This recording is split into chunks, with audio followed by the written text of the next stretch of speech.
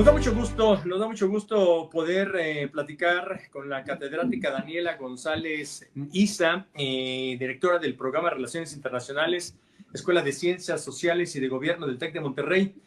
Daniela, qué gusto poder platicar con usted. Gracias por la comunicación y es un verdadero placer poder hablar con alguien muy joven, pero sobre todo muy conocedora del tema. ¿Y qué hacemos? Nos empezamos me acuerdo muy bien de las abuelitas que se tronaban los dedos porque, ay, nanita, parece que el coco se nos va a aparecer. Empezamos a tronar los dedos, ¿hacemos chonguitos o qué hacemos? ¿Cómo está? Muy buenas tardes. Hola, muy buenas tardes, Raimundo. ¿Sí me escuchas, verdad? Perfectamente. Pues básicamente digo, son pasos importantes los que han pasado en estos últimos días, ¿no? Sobre todo ante el protagonismo que ha tenido Donald Trump, un tanto criticado, ¿no? Por la manera en cómo ha intentado mediar, ¿no? Este asunto de la invasión de Rusia a Ucrania, ¿no? Sin embargo, aunque hay cierto optimismo, sí hay que irnos un poco con cautela, sobre todo por los resultados que podría llegar a tener, digamos, estos acercamientos con Rusia, ¿no? Y estas posiciones que parecieran no negociables, ¿no? En el caso muy particular, Rusia probablemente pues estará insistiendo mucho, ¿no? En tener ciertas concesiones territoriales, sobre todo sobre las zonas que ya están ocupadas de facto, ¿no? Por parte de los rusos, ¿no? Mientras que evidentemente Volodymyr Zelensky, ¿no? El presidente de Ucrania, pues ha insistido en que esto no es negociable, ¿no? Y bueno, pues esto además aunado a un apoyo por parte de sus contrapartes europeos, ¿no? Y que se resume en una sola frase de no se negocia nada de Ucrania sin Ucrania, ¿no? Entonces, si bien es cierto que ha habido digamos, unos acercamientos, ¿no? Con los europeos, con Ucrania, con Rusia por parte de Estados Unidos, pues hay que ser bastante cautos sobre cuál puede ser, digamos, como los puntos negociados, ¿no? En estos días o semanas. A ver, le quiero preguntar, usted que es la experta, le quiero preguntar, ¿cómo podríamos calificar la reunión de Trump con Putin, con Vladimir Putin? Si lo pudiéramos ejemplificar o equiparar, si fuera un deporte, ¿quién ganó, empataron o quién perdió? Fíjate que hay mucha polémica sobre justamente el resultado de esta primera reunión del viernes en Alaska, precisamente porque pareciera que Putin se posicionó, ¿no? Y logró, digamos, como si fuera un partido de fútbol, pues logró anotar muchos goles, ¿no? Simbólicamente hablando. Sobre Hablando todo, del Mundial y hablando de fútbol que ya lo tenemos encima prácticamente. sí, exacto. Sobre todo también porque Trump, vamos, tenía como ciertas cuestiones a negociar y una de ellas era a presión, digamos, de sus contrapartes europeos, que era el cese al fuego, ¿no? Y cuando sale precisamente de esta reunión que se sabe poco, que no se saben tampoco todos los detalles de los cuales hablaron Putin y Trump, ¿no? En esta reunión, Trump empezó a hablar ya no del cese al fuego, empezó a hablar de un acuerdo de paz más amplio, ¿no? Es decir, vamos, la guerra continúa, ¿no? Sin embargo, pues seguramente hubo ciertos puntos que Putin puso sobre la mesa para poder generar ciertos acuerdos, ¿no? Entonces, esta parte, digamos, de lo que empezó diciendo Trump y lo que terminó diciendo Trump después de esta junta, pues sí hace ver un poco, digamos, como pues este fallo, ¿no? Por parte de Donald Trump y bueno, pues sí posicionó a Putin, porque al final del día, pues era una reunión que habían tenido, vamos, después era la primera reunión presencial de Putin con un país occidental, ¿no? En territorio de un país occidental desde el inicio de la guerra en el 2000. Hace más de 3 años, hace más de 3 años. Exacto, y bueno, a pesar de que Putin tiene ciertas sanciones, bueno, Rusia no tiene ciertas sanciones y esto ha tenido ciertos golpes económicos para ellos, pues sí se habla entre los expertos, digamos, ese posicionamiento que llegó a tener Putin, ¿no? Y estas reacciones que tuvieron, pues, países europeos, ¿no? Como Francia, Reino Unido, ¿no? Polonia, sobre, pues, justo que hay que irnos con cautela, ¿no? Porque pareciera que Trump, o sea, no, digamos, pues no anotó, ¿no? En esta ocasión. Se fue en blanco, podríamos decir, Trump, y además, como usted es mujer, vámonos a pensar mejor en ya ve que somos bicampeones o bicampeonas las mujeres mexicanas del Tocho Bandera, así lo conocemos nosotros, es el flag football allá en este torneo tan grande que por dos ocasiones ya hace 3 años y nuevamente, así que vamos a pensar que se fueron en blanco, ahora sí que le fue mal a Donald Trump con Putin y le fue mal a las americanas con las mexicanas. Bueno, regresamos a este tema. A ver, yo le pregunto ahora, usted tocó bien el tema de los países. Ahora, la ocasión anterior que se reunió Trump con el presidente de Ucrania, le dio una barrida y regada, casi le da un zape, literalmente, y le dice, vayas a su casa, chaparrito, porque pues sí hay diferencia en estaturas. Pero ahora el señor presidente de Ucrania viene con guaruras o viene con chaperanes o viene bien resguardado o viene con, como le quieran llamar. ¿Qué se espera de esta reunión y qué se espera con la Unión Europea? Me da la impresión que Trump le quiere decir al señor de Ucrania, a ver, las cosas están así, ¿las aceptas o las dejas? Pero ya trayendo testigos, ya trayendo, pues ahora sí que guaruras o apoyo el presidente de Ucrania, otra cosa debe de ser y no vayas a ser la situación que termina todo mal, no se arregla nada con Rusia y Ucrania y termina Estados Unidos con los europeos mal. ¿Qué podríamos esperar usted que es la experta, Daniela? Sin duda, el hecho que haya llegado Volodymyr Zelensky apoyado de los líderes europeos, ¿no? Como Emmanuel Macron, por ejemplo, ¿no? Vamos, la presidenta de la Comisión Europea, ¿no? Incluso también está el secretario general de la OTAN, pues evidentemente ahí hay un mensaje muy, muy importante del posicionamiento unido de Europa, ¿no? Ante este tema.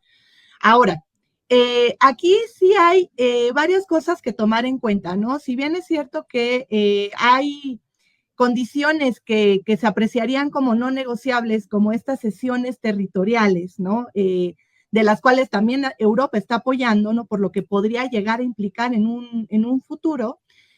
Hay otros no negociables por parte de Estados Unidos y de Rusia, ¿no? En particular, por ejemplo, se ha hablado de Crimea, ¿no? De la imposibilidad prácticamente de que Ucrania recupere Crimea, ¿no? O, por ejemplo, de prácticamente un escenario imposible, ¿no? O muy poco visible, digamos, al corto o al mediano plazo de que Ucrania sea parte de la OTAN, ¿no? Eso probablemente será un no negociable por parte de Estados Unidos.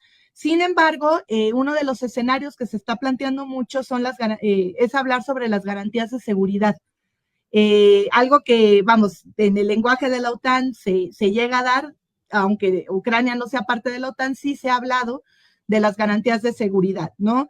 ¿Qué implicaría, por ejemplo, romper algunos acuerdos que llega a haber en estos días, ¿no? Y bueno, pues esto implicaría, por ejemplo, el apoyo por parte de Europa y de Estados Unidos en armamento, ¿no? O en presupuesto, por ejemplo, hacia Ucrania.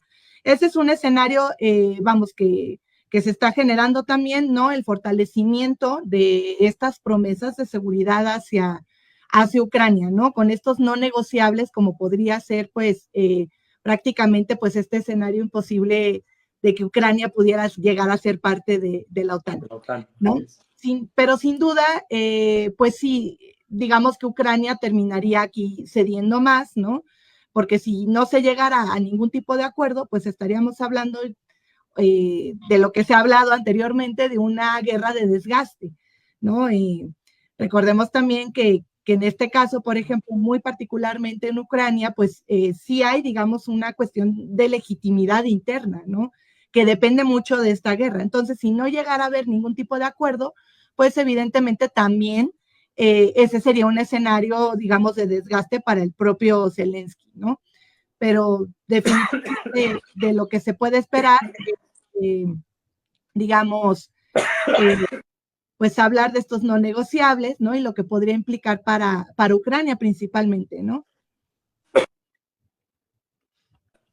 Estamos entrevistando, auditorio, a Daniela González Isa, la directora de Programa de Relaciones Internacionales, Escuela de Ciencias Sociales y Gobierno del TEC de Monterrey. Usted como experta, usted es la directora del Programa de Relaciones Internacionales del TEC de Monterrey. Usted como experta, ¿vislumbra alguna negociación, entre comillas, benéfica para el mundo entero, más allá de que sea un país y sea otro? ¿Ve algo posible o no? Mira, que es muy buena pregunta porque uno de los temas en los que se ha insistido mucho es, bueno, ¿qué va a pasar con los territorios que actualmente están siendo ocupados por Rusia, ¿no? Y lo que esto puede implicar. Probablemente, vamos, podría ser o llegar a ser un escenario posible, aunque digo, habrá que ver también Europa y Estados Unidos, vamos, qué tanto presionan a los rusos, ¿no? Para que esto no ocurra. Porque sin duda, pues el escenario ideal sería precisamente uno, el cese al fuego, ¿no? Y dos, pues precisamente un acuerdo de paz sin involucrar o sin poner en riesgo, por ejemplo, la soberanía territorial, ¿no? De Ucrania principalmente, ¿no? Entonces, eso sería lo ideal. Dudo que esto pueda concretarse, por lo menos por lo pronto a largo plazo, a corto plazo, ¿no? Habrá que ver, por ejemplo, ahí la presión que pueda hacer Estados Unidos, ¿no? Y bueno, pues habrá que tomar en cuenta también para el mundo, digamos que hay otros países que están en la expectativa, ¿no? Otros países que pudieran ser aliados de Rusia y que aún no se han posicionado de una manera contundente, como puede ser China, por ejemplo, ¿no? Sin duda, yo creo que hay que poner los ojos en estos países, ¿no? En China, para ver también qué tanta presión puede haber hacia Rusia. Porque, te repito, o sea, el escenario ideal es que no haya ningún tipo de concesión territorial, ¿no? Por lo que podría implicar no nada más para Ucrania, pero también, por ejemplo, para países vecinos de Rusia, ¿no? Que se han mostrado un tanto cautelosos al respecto. Y bueno, en este escenario, pues sí, sin duda habrá que ver qué otros países podrían llegar a ser importantes que aún no se han posicionado de una manera contundente, por así decirlo, ¿no? A ver, Daniela, vamos a darle causa a comunicación de las personas. La licenciada Daniela dice, pregúntale a mi tocaya si viene una tercera guerra mundial o ya nos olvidamos de ella. Licenciada Daniela, pregúntale a mi tocaya. Ahora sí que entre Danielas están preguntando, bueno, la licenciada Daniela le pregunta a la catedrática Daniela, a la directora de Relaciones Internacionales de la Escuela de Gobierno del TEC de Monterrey, ¿viene tercera guerra mundial o esto ya es ahora sí que le bajaron de la temperatura? Al que pregunta su tocaya. Definitivamente creo que ese es un escenario, pues, un tanto lejano, ¿no? Precisamente también por las implicaciones que podría tener, ¿no? No nada más, vamos, entre los países involucrados, sino con otros países, otras potencias. Aquí específicamente también vuelvo al tema de China, ¿no? Sí hay una cautela, ¿no? Sobre todo porque también esta guerra está desgastando, ¿no? Pues, digamos, no nada más a los países, sino también temas comerciales, temas económicos, ¿no? Eh, Recordemos, por ejemplo, Ucrania es punto estratégico, ¿no? De recursos naturales como pueden ser los minerales de las tierras raras, ¿no? Que ese es otro tema del cual también por este mismo tema se están involucrando otras potencias. Por eso la guerra, nada tonto Rusia ni nada tonto Estados Unidos de Europa. Digo, no es que quieran mucho a Ucrania, sino toda la importancia que conlleva. Exacto, una importancia estratégica que hace, digamos, que a nadie le convenga tener una guerra ya, digamos, de alcances mayores, ¿no? Y es por eso también que Estados Unidos, pues, ha estado un poco más involucrado, ¿no? Entonces, yo sí diría, bueno, hay que ser cautelosos, ¿no?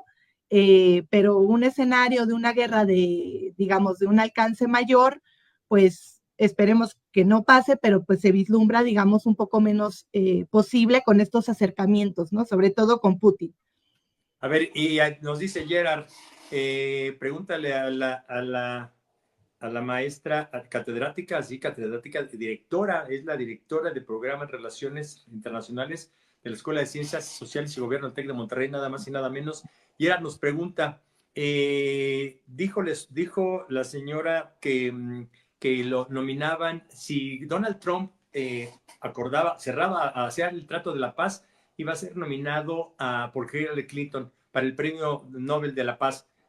A ver, la experta cree que si eso sucediera, ¿sería factible que el señor Trump fuera nominado al Premio Nobel de la Paz? Pregunta Gerard. Podría llegar a ser nominado, digo, las nominaciones, digamos que también son, pues un tanto... ¿Como los llamados a misa? ¿Son como los llamados a misa? Pues son tanto como libres, ¿no? O sea, vamos, hay personas que pueden ir nominando. Y Trump sí ha enfocado mucho en este tema muy particular, ¿no? De poder acabar con las guerras, ¿no? Poder involucrarse para acabar con las guerras. Más allá de que a Trump le importe, digamos, la estabilidad a nivel mundial, es un tanto también un tema interno, ¿no? Vamos, porque al final también va, pues, cumpliendo o solucionando como ciertos pendientes, ¿no? Que le evitarían, digamos, enfocarse en otras cosas, ¿no? Pero sí, vamos, hay un tema interno y definitivamente sí se ha hablado de ese tema, ¿no? De nominarlo, ¿no? Pero bueno, pues habrá que ver también ahí, por ejemplo, pues cómo vaya esta negociación, porque hay mucha presión hacia Estados Unidos, no tanto por parte de Rusia, sino también por parte de Ucrania, por parte de los europeos. Y bueno, pues ahí también tendremos a otros actores, ¿no? Que estén como vigilantes, ¿no? De lo que vaya a pasar, pero sí se ha hablado de ese tema, de estas nominaciones que se llegarán a hacer. Déjeme decirle lo que dice José Joel. Dice, y no el cantante, ¿eh? No manches, pregúntale a la experta qué va a pasar con Trump y México. No te estés gastando y pon ahí algunas cosas como groserías. Que no manches, que le pregunte. Porque bueno, José Joel y dice que no es el cantante. No, pero es José José. Ah, no, creo que su hijo de José José se llama José Joel. Ah, bueno, digo, espero que no sea. Bueno, ya dice que no es. Pero me dice que no manches, que le pregunte que qué onda, que le pregunte a usted como experta. ¿Qué pasa de Estados Unidos, México, Trump, Claudia Sheinbaum? ¿Cómo ve el escenario? Pues definitivamente es un escenario bastante complicado y justamente todo esto que estamos viendo, ¿no? En la arena internacional de lo que está intentando hacer Trump, además de que tiene una importancia estratégica para Estados Unidos, ya he mencionado, por ejemplo, el tema de los minerales de las tierras raras, también tiene una importancia estratégica para Trump y lo que puede llegar a ser, digamos, al interior de Estados Unidos sin enfocarse en lo que está pasando en otras partes del mundo, ¿no? Entonces, esto definitivamente para Trump, pues es un escenario que él no quisiera estar porque lo que él quisiera sería, digamos, fortalecer temas de la agenda interna, ¿no? No enfocarse en temas de la agenda internacional. Específicamente en el caso con México, pues sí tenemos algunos temas que están generando muchísimas tensiones, ¿no? El tema migratorio, el tema del combate al narcotráfico, ¿no? Todo lo que implica el uso del lenguaje de denominar, por ejemplo, los cárteles de la droga como grupos terroristas, ¿no? Y lo que genera, digamos, al interior de Estados Unidos para enfocar esfuerzos, ¿no? En el combate al narcotráfico. Y todos estos esfuerzos que está haciendo el gobierno de México, ¿no?